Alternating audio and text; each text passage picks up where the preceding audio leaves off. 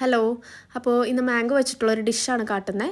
അപ്പോൾ ഇതൊക്കെയാണ് main ingredients. നമ്മൾ ചെനച്ച മാങ്ങയാട്ടോ എടുത്തിരിക്കുന്നത്, പഴുത്തതും അല്ല പച്ചയുമല്ലാത്ത ചെനച്ച മാങ്ങ എടുത്തിട്ടുള്ളത്. അപ്പോൾ നമ്മൾ ഫസ്റ്റ് പാനിലേക്ക് വെളിച്ചെണ്ണയാണ് ഉപയോഗിച്ചിട്ടുള്ളത്. അതിലേക്ക് നമ്മൾ ഉലുവ ഇടുന്നുണ്ട്, പിന്നെ കടുകും ഇടുന്നുണ്ട്. അപ്പോൾ ഇത് പൊട്ടിയതിന് ശേഷം നമ്മളിതിലേക്ക് അരിഞ്ഞു വെച്ചിട്ടുള്ള ഉള്ളി, പച്ചമുളക്, അതുപോലെ വെളുത്തുള്ളിയും കൂടിയാണ് ഇതിലേക്ക് ആഡ് ചെയ്യുന്നത്. അപ്പോൾ ഇപ്പം എല്ലായിടത്തും മാംഗോ സീസണാണല്ലോ, അപ്പോൾ എല്ലാവർക്കും പെട്ടെന്ന് കിട്ടുന്ന ഒരു ഫ്രൂട്ടാണ്. അപ്പോൾ പെട്ടെന്ന് തന്നെ നമുക്കിത് ഉണ്ടാക്കാൻ പറ്റും. വളരെ ടേസ്റ്റി ആയിട്ടുള്ളൊരു ഡിഷാണ്. അപ്പോൾ നമ്മൾ ഇതിലേക്ക് ഇത് ഒന്ന് മൂത്ത ശേഷം നമ്മൾ ഇതിലേക്ക് മഞ്ഞൾപ്പൊടി ആഡ് ചെയ്യുന്നുണ്ട്, അതുപോലെ മുളക് പൊടി നമ്മൾ ആഡ് ചെയ്യുന്നത്. രണ്ടും ചെറിയ അളവിലാണ് നമ്മൾ ആഡ് ചെയ്യുന്നത്. നമ്മുടെ ഓരോരുത്തരുടെ എരിവ് അനുസരിച്ചിട്ട് നമുക്കിടാം. നമ്മൾ ഓൾറെഡി പച്ചമുളക് ഇട്ടതുകൊണ്ട് നമ്മളധികം പൊടി ഇടുന്നില്ല, മുളക് പൊടി അധികം ഇടുന്നില്ല. ഓക്കെ, അപ്പോൾ ഇത് വെന്തതിന് ശേഷം നമുക്ക് മാംഗോസ് ഇതിലേക്ക് ആഡ് ചെയ്യാം.